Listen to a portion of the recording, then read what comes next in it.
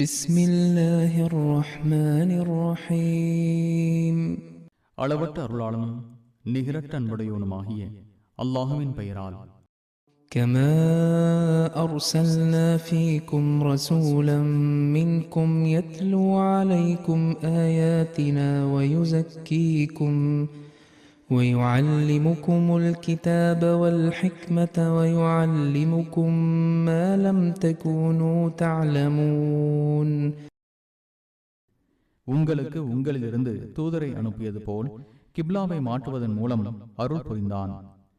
அவர் உங்களுக்கு நமது வசனங்களை கூறுவார், உங்களை தூய்மைப்படுத்துவார், உங்களுக்கு வேதத்தையும் ஞானத்தையும் கற்றுத்தருவார், நீங்கள் அறியாமல் இருந்தவற்றையும் உங்களுக்கு அவர் கற்றுத்தருவார். فاذكروني أذكركم واشكروا لي ولا تكفرون. எனவே என்னை நினையுங்கள், நானும் உங்களை நினைக்கிறேன். எனக்கு நன்றி செலுத்துங்கள், எனக்கு நன்றி மறக்காதீர்கள். يا أيها الذين آمنوا استعينوا بالصبر والصلاة إن الله مع الصابرين. நம்பிக்கை கொண்டோரே, பொறுமை மூலமும் தொழுகை மூலமும் உதவி தேடுங்கள். அல்லாஹ் பொறுமையாளர்களுடன் இருக்கிறான்.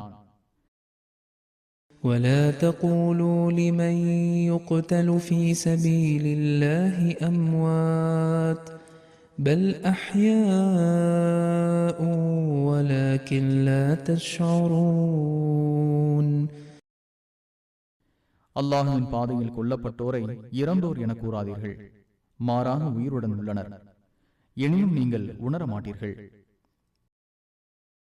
وَلَنَبْلُوَنَّكُمْ بِشَيْءٍ مِّنَ الْخَوْفِ وَالْجُوعِ وَنَقْصٍ مِّنَ الْأَمْوَالِ وَالْأَنفُسِ وَالثَّمَرَاتِ وَبَشِّرِ الصَّابِرِينَ.